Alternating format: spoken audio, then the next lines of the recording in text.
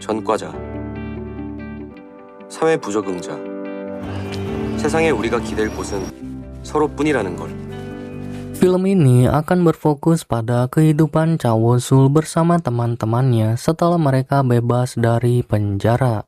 Sebagai mantan narapidana, mereka sulit beradaptasi dengan lingkungan sosial dan seringkali terasa seperti sedang diawasi. Tatapan yang dipenuhi prasangka dan dinginnya penerimaan masyarakat membuat mereka akhirnya sadar akan satu hal penting, bahwa satu-satunya tempat di dunia yang bisa mereka andalkan adalah satu sama lain. 전과자라는 낙인이 우릴 몰아붙여도 반드시 어제의 우리보다 더 나아지겠다고. 불해가 없는 상어처럼. Meskipun telah bebas dari penjara, Cha Woo-sul juga rutin mendatangi Do Hyun, seorang narapidana yang dulu mengajarinya ilmu bela diri selama di penjara. Di sana Woo-sul menceritakan perjalanan hidup teman-temannya setelah bebas dari penjara. Kini Sun Young menjalankan bisnis truk makanan cepat saji setelah ia belajar kelas membuat roti beberapa waktu lalu. Lee Won Jun kini sedang mempersiapkan diri untuk ujian kesetaraan sekolah dengan memanfaatkan waktu luang di tempat kerjanya. Sedangkan Sang Hyuk yang merindukan hidupnya sebagai atlet selama di penjara akhirnya kembali ke gimnasium meski hanya sebagai pekerja di sana. Woo-sul memberitahu Dong-su bahwa kini ia bergabung ke gimnasium tapi bukan sebagai atlet melainkan pekerja paruh waktu. Ia diajak kerja oleh Sang Hyuk dan sangat bersyukur bisa mendapat tempat tinggal baru dan ia juga sering berlatih bersama Sang Hyuk seusai kerja di sana. Meski statusnya sebagai mantan narapidana, tapi Woo-sul yakin masih punya kesempatan jika terus berusaha untuk menjadi seorang atlet profesional. Dong Hyun yang tahu perjuangan Woo-sul mengingatkannya agar tidak berbuat masalah dan berhati-hati terhadap orang-orang yang mungkin mencoba memanfaatkannya. Tapi Woo-sul meyakini bahwa ia bukan orang yang mudah terprovokasi. Meski begitu, Dong Hyun tetap berpesan padanya agar tidak seperti dirinya hingga berakhir ke dalam penjara. Setelah itu, Woo-sul pergi bekerja ke gimnasium dengan penuh semangat meski statusnya sebagai mantan narapidana kerap menjadi sorotan. 클로브, 알콜로 닦아서 라커에 넣어뒀습니다. 우리 딸이 너무 멋있다. 빨리 열어, 느려, 빨리 열어, 빨리. Di sana ada seorang atlet profesional bernama Songgot yang sedang berlatih dengan manajernya karena ada pertandingan hari ini dan samsak manusianya nggak datang. Songgot meminta sang manajer untuk segera mencari penggantinya dan sang manajer pun langsung menunjuk Woo-sul yang dirasa cocok untuk menggantikannya. Awalnya Woo-sul menolak naik ke atas ring. Tapi setelah mendengar Songgot berkata, jika dia bisa mengalahkan atlet profesional, mungkin pelatih akan menjadikannya sebagai atlet. Dengan semangat, Woo-sul pun langsung naik ke atas ring. 와, 진짜 샌드백 표정 대박이다. Woo-sul yang sempat ditawari alat pelindung memilih menolak karena kebetulan dia ingin mencoba kemampuannya bertarung di atas ring melawan seorang atlet profesional. Woo-sul pun memulai dengan cara bertahan hingga tanpa diduga. Dia berhasil membuat semua orang terdiam setelah beradu pukulan dengan Songgot.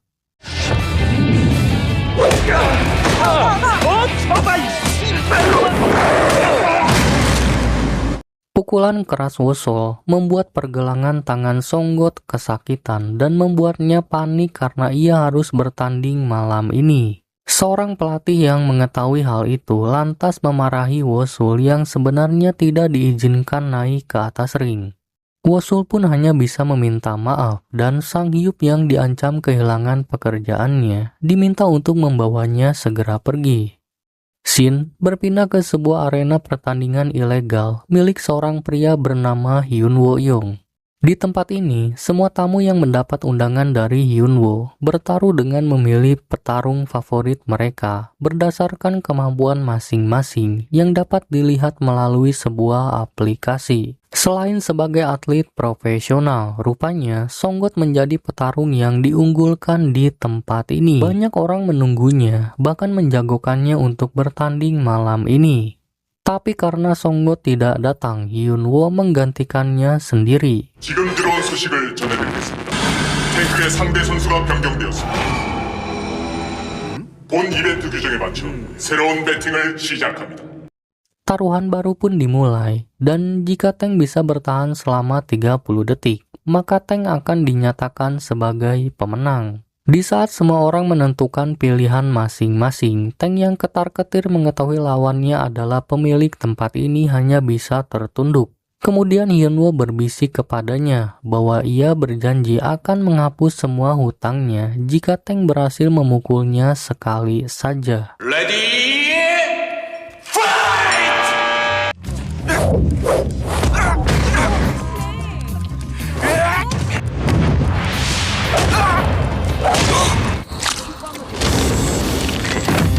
Tanpa diduga, tank tumbang dalam waktu 10 detik. Tapi karena masih tersisa 20 detik, Hyunwoo pun menggunakan sisa waktu itu untuk mematahkan salah satu kaki tank. Beberapa jam setelah pertandingan, para anak buah Hyunwoo berhasil menangkap Songgot bersama pacar dan manajernya. Dan akibat cedera pergelangan tangannya, Songgot tak bisa bertanding. Dia mengaku seorang pekerja bernama Cha Woo-sol yang sudah membuatnya seperti ini. Meskipun Songgot sudah meminta maaf, tapi kini dia sudah dianggap tidak lagi menarik oleh Hyunwoo. Hyunwoo kemudian memaksanya membuat pilihan antara manajer dan pacarnya. Salah satu dari mereka akan menjadi penentu keselamatan mereka semua. Songgot akhirnya memilih sang manajer yang merupakan keluarganya. Jika manajer tersebut mampu bertahan selama 10 detik tanpa berteriak, maka mereka bertiga akan selamat. Namun jika gagal, sebaliknya.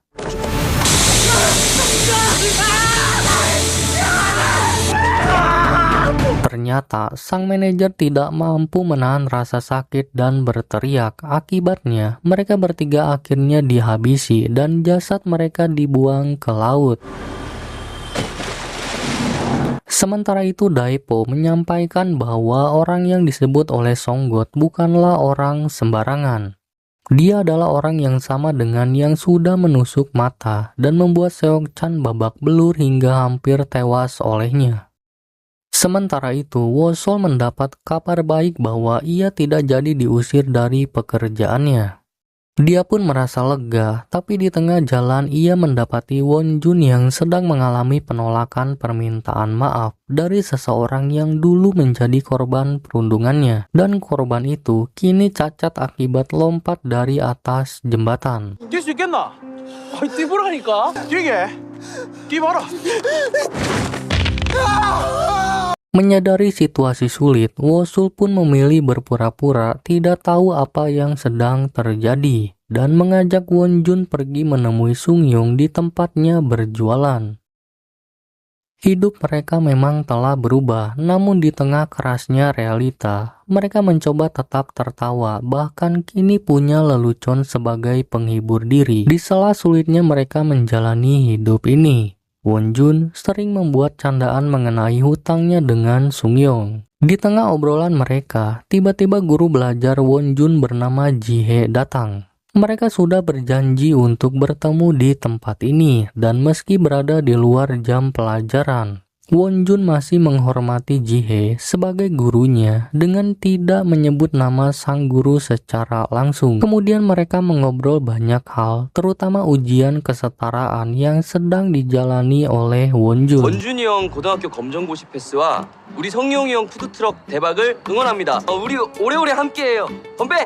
건배! Sementara itu di jalan, seorang pria memacu kendaraannya dengan ugal-ugalan hingga memicu emosi pengguna jalan lain. Pria itu pun memarkirkan mobilnya sembarangan dan menyeberang jalan sesuka hati. 차우솔. 네가 차우솔이야? 나랑 일 좀 하자. Ternyata Hyunwoo memang sengaja datang menemui Woo-sul. Dia tertarik pada potensi Woo-sul dan mengajaknya bekerja sama. Hyunwoo menjanjikan bayaran yang jauh lebih besar dibanding pekerjaannya saat ini. asalkan Wosul mau menuruti semua perintahnya seperti Seok-chan dulu. 죄송합니다. 저는 석찬이가 아니라서요. 죄송한데 싫습니다.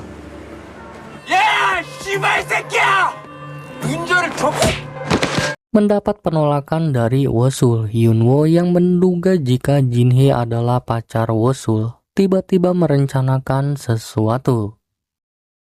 Di keesokan harinya, Jihye yang baru aja selesai mengajar dan akan segera pulang, tiba-tiba mendapati seorang ibu hamil dalam kesulitan. Dia memutuskan untuk membantu wanita yang bernama Si Hyun itu. Ia membantunya merapikan belanjaan yang terjatuh, bahkan membawakannya sampai ke dalam mobil. Tapi ternyata Si Hyun bukanlah orang baik dan tiba-tiba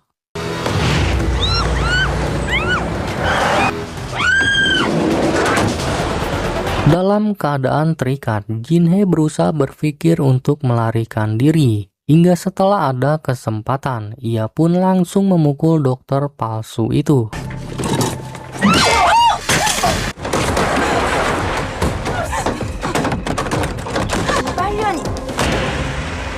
Tak lama kemudian, Wosul yang sedang berada di gym bersama teman-temannya tiba-tiba menerima video call dari Jihye.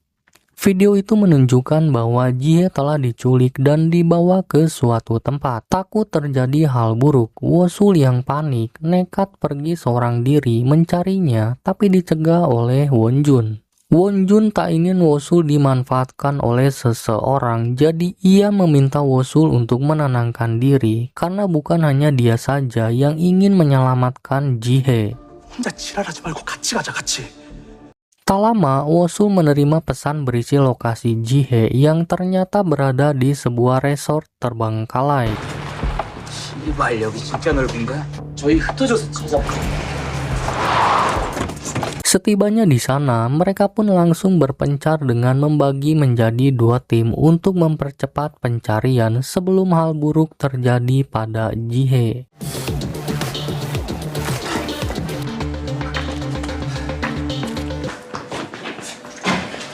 Setelah cukup lama berkeliling, Wosul mencoba menghubungi ponsel Jihye dan terdengar suara dering telepon yang tidak jauh darinya. Wonjun langsung meminta kedua temannya agar segera datang dan meminta Wosul untuk menunggu mereka. Tapi karena suara itu semakin dekat, Wosul yang semakin cemas pun mengabaikan perkataan itu.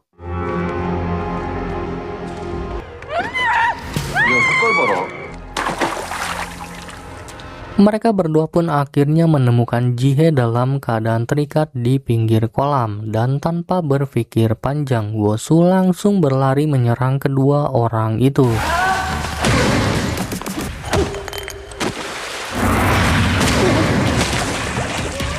Setelah berhasil melumpuhkan keduanya, Wosul langsung melepaskan tali yang mengikat Jihye. Tapi ternyata penculikan ini adalah jebakan. Puluhan preman atas perintah Si Hyun tiba-tiba muncul mengepung mereka. 낚시 성공.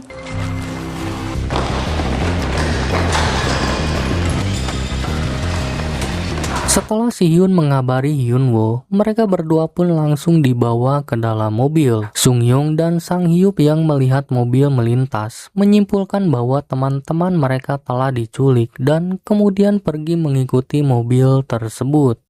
Keesokan paginya, media memberitakan tentang penemuan jasad seorang ahli bela diri bernama Songgot di sungai. Pihak kepolisian menduga jika insiden ini terjadi akibat konflik dengan sang manajer, dan setelah menghabisi Songgot, sang manajer memilih untuk bundir. Jasad wanita yang merupakan kekasih Songgot juga ditemukan di tempat yang sama.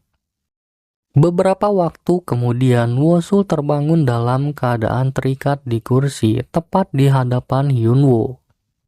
Wosul bertanya alasan Hyunwoo melakukan ini, dan sembari memberontak, ia menanyakan keberadaan kedua temannya. 모르겠고 제 친구들 지희랑 원준이 어디죠?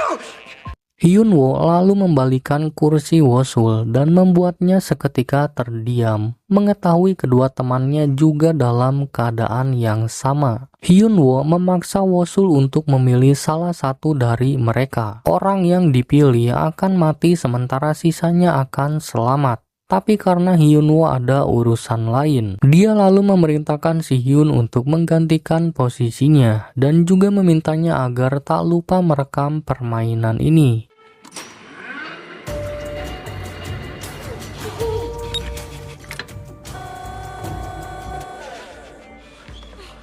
Si Hyun kemudian memberi waktu 10 detik bagi Wosul untuk membuat keputusan. Jika dalam waktu 10 detik Wosul tidak memilih, maka ia akan membunuh kedua temannya.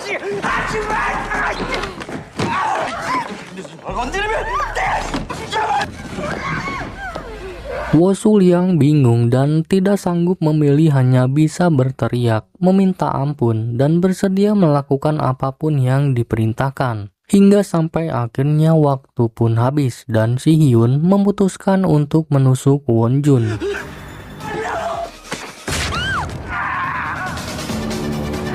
Tapi tanpa diduga, saat akan menusuknya kembali, tusukan pertamanya tak sengaja mengenai tali dan membuat ikatan Wonjun terlepas.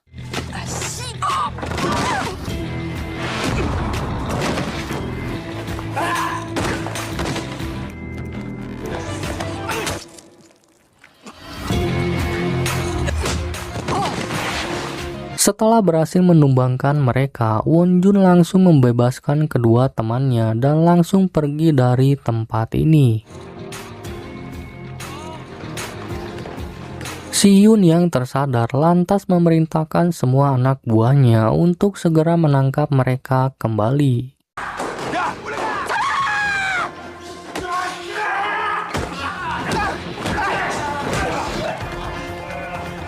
Wosul bersama Wonjun bekerja sama melindungi satu sama lain, terutama melindungi Jihye, menggunakan seluruh kemampuan bela diri mereka untuk menghadapi puluhan penjaga yang terus berdatangan.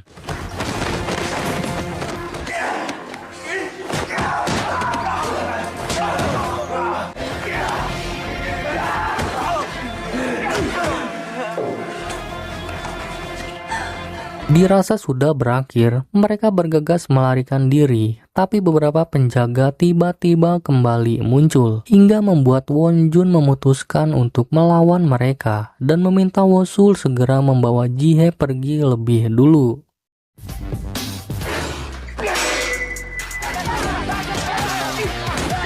Di luar gedung, Sungyung dan Sang-hyup yang baru sampai di sana langsung berusaha mencari jalan masuk setelah melihat banyak orang berlarian ke dalam gedung. Sementara itu, Wosul bersama Jihye berusaha mencari jalan keluar melalui basement. Namun mereka justru bertemu dengan para penjaga kembali. Wosul meminta Jihye segera berlari setelah mendapat aba-aba darinya. Tapi tanpa diduga, di saat itulah Songyung dan Sang-hyup datang tepat waktu untuk menyelamatkan mereka.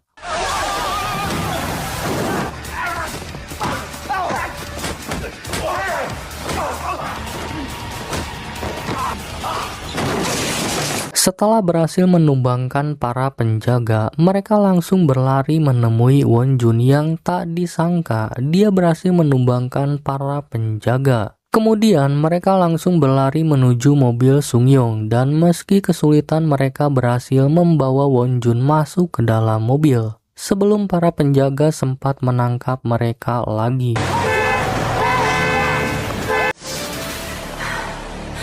Namun akibat perkelahian membuat luka tusuk di perut Wonjun semakin parah dan membuatnya harus kehilangan banyak darah. Wosul meminta Wonjun agar tetap sadar dan dalam kondisi sekarat, Wonjun tiba-tiba teringat dengan orang-orang yang dulu menjadi korban perundungannya. Dia meminta Wosul mendatangi mereka satu persatu untuk menyampaikan permintaan maaf atas perbuatannya terhadap mereka di masa lalu. Hingga sampai akhirnya Wonjun pun kehilangan kesadarannya dan meninggalkan kesedihan yang mendalam bagi teman-temannya karena tak bisa berbuat apa-apa.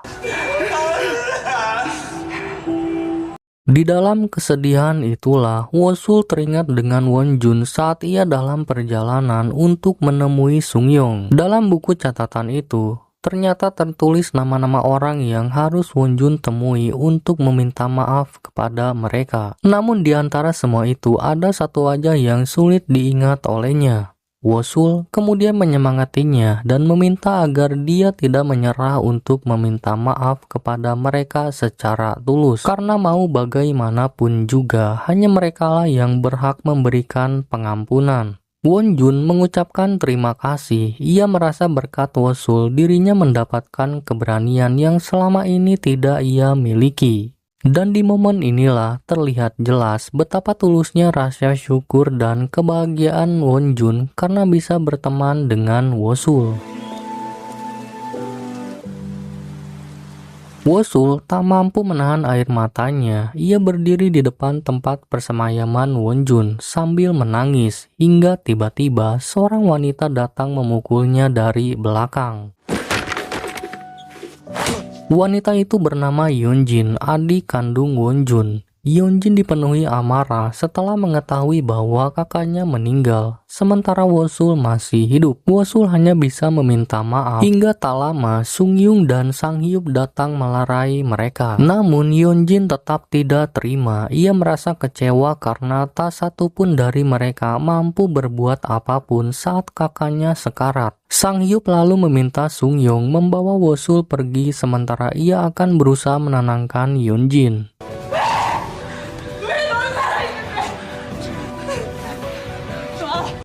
Di sisi lain, Wosul diliputi rasa bersalah. Ia merasa semua ini terjadi karena dirinya. Seandainya saat itu tidak menolak tawaran Hyunwoo, mungkin Wonjun tidak akan berada dalam situasi ini dan mungkin semua bisa berbeda. Sungyong lalu berusaha menenangkan Wosul karena ia sadar kalimat terakhir yang disampaikan oleh Wonjun, bahwa dia tidak pernah menyalahkan Wosul. Justru karena Wosul lah, Wonjun merasa hidupnya bukan lagi seperti sampah, tapi sebagai manusia yang memiliki tujuan dan harapan.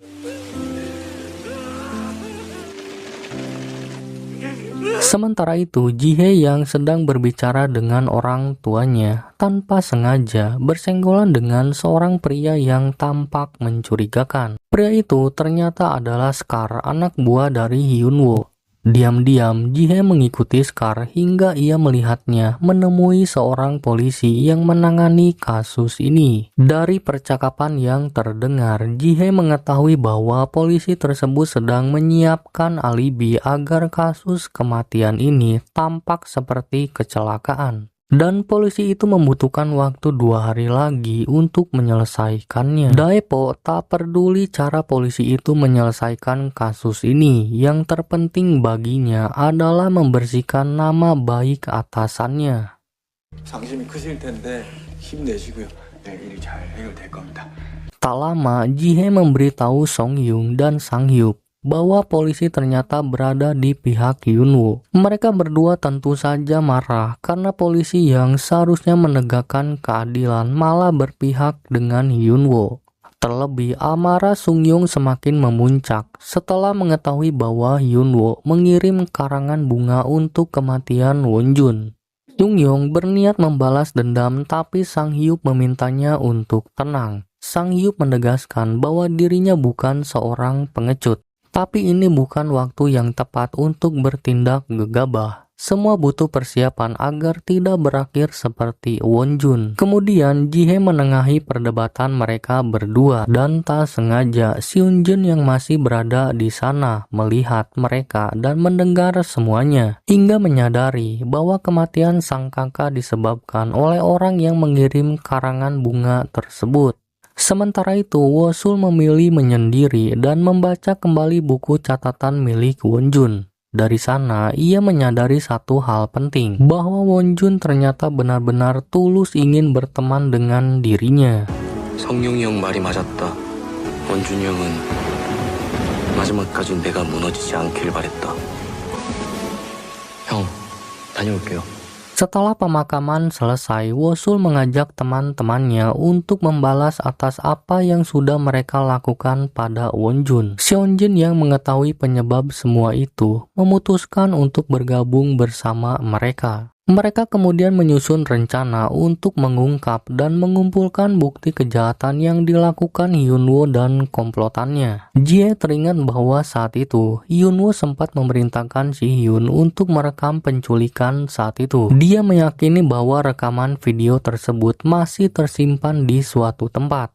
Namun mereka menyadari bahwa menyisir seluruh gedung akan sangat sulit karena ada banyak penjaga di sana. Jadi mereka harus membiarkan orang-orang di sana yang menuntun mereka dengan cara mengirimkan paket yang sudah dipasangi banyak kamera dan Yeonjin yang akan mengirimkannya. Dan untuk mencegah para penjaga membuka paket itu, mereka mencantumkan kartu nama Hyunwoo di atas paket tersebut. 관련된 물건이니까 잘 갖다 놔.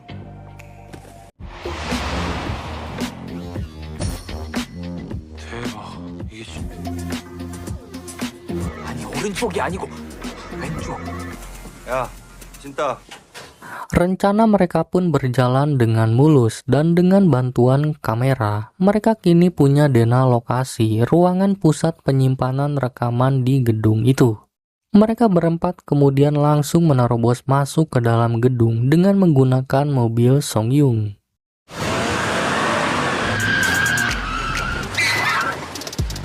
Mengetahui adanya penyusup, beberapa penjaga diperintahkan untuk memeriksa sebuah truk merah yang terparkir di basement. Tapi tanpa mereka sadari, truk itu adalah jebakan yang sudah disiapkan oleh Sungyong, hingga menimbulkan ledakan dan menewaskan beberapa penjaga.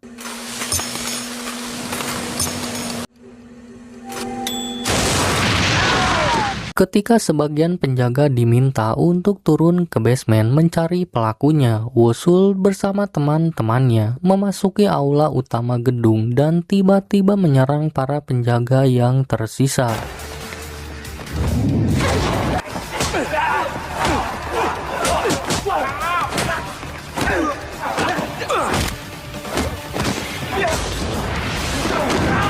Mereka saling bekerja sama dengan membentuk dua tim agar masing-masing dari mereka bisa melindungi satu sama lain dan bertarung dengan cepat hingga dalam hitungan menit, para penjaga berhasil mereka lumpuhkan.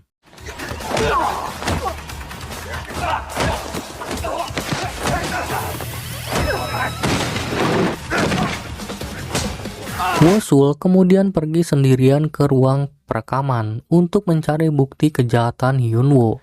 Tapi tanpa diduga, para penjaga yang sebelumnya turun ke basement kembali naik dan menyerbu aula. Seonjun melawan dua orang penjaga di dalam lift, sedangkan Songyung dan Sanghyuk melawan para penjaga di aula gedung ini.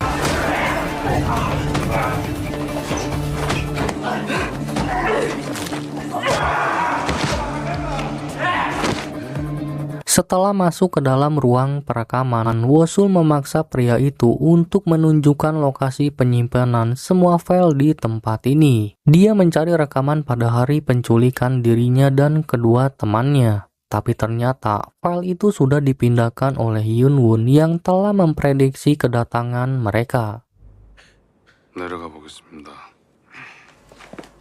Hyunwoo kemudian memutar suara rekaman tersebut agar semua teman-teman Wosul bisa mendengar Wosul yang hanya bisa meminta maaf tanpa tahu harus berbuat apa saat itu. Daepo lalu mempersilahkan Wosul untuk pergi sendirian menemui Hyunwoo untuk mengambil file rekaman tersebut, sementara ketiga temannya menunggu di aula gedung ini. 다녀올게요. Daepo kemudian meminta para anak buahnya untuk membereskan kekacauan di basement dan tak lama setelah itu Yeonjin memulai pertarungan pribadi melawan orang yang telah menusuk kakaknya. Sementara itu, Wosul berjalan masuk menemui Hyunwoo yang tengah menonton video rekaman kejahatannya. Hyunwoo lalu memberikan flash disk berisi bukti, namun dengan syarat Wosul harus memilih mengambil flash disk itu secara cuma-cuma. Tapi salah satu temannya harus mati atau memainkan permainan dengannya. Bagi Hyunwoo, menyaksikan penderitaan orang lain adalah sebuah hiburan. Dan tak ingin kehilangan salah satu temannya, dengan terpaksa Wosul meladeni pertarungan yang sangat diinginkan oleh Hyunwoo ini. 아, 친구보다 가족이 더 자극적이려나?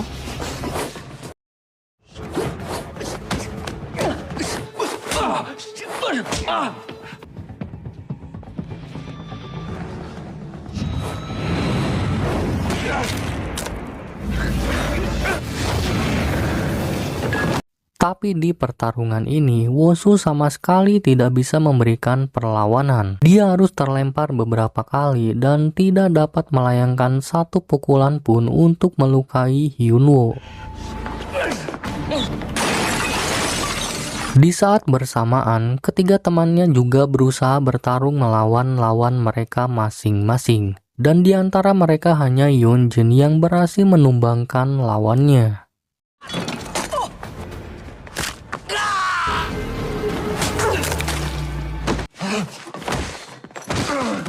Hyunwoo yang kecewa karena pertarungannya tidak sesuai dengan yang diharapkannya, kemudian memutar kembali rekaman untuk memancing emosi Wosul, dan berharap Wosul bisa bertarung seperti Wonjun yang berjuang mati-matian demi menyelamatkan teman-temannya.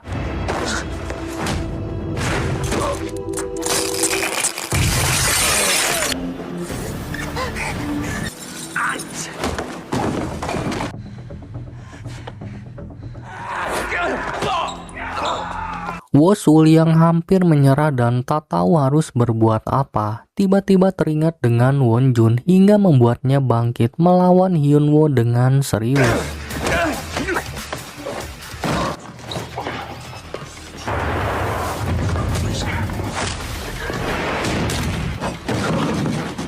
Sementara itu, ketiga teman Wosul masih terus berusaha untuk melawan meski sadar kemampuan dan fisik lawan mereka sedikit lebih unggul di atas mereka bertiga.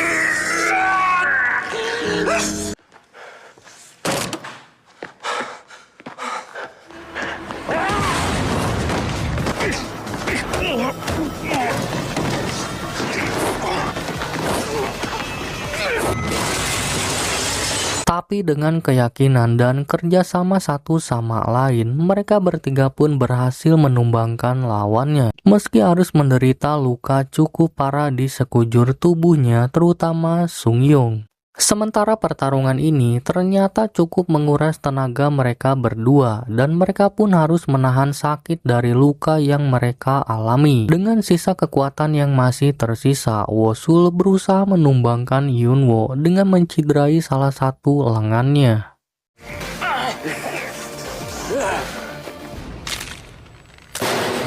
Menyadari dirinya kalah, Hyunwoo memilih untuk mendorongnya keluar agar sama-sama jatuh dari lantai atas gedung ini. Tapi tanpa diduga, Wosul mampu bertahan, bahkan dirinya mampu menarik Hyunwoo yang sudah pasrah terjatuh.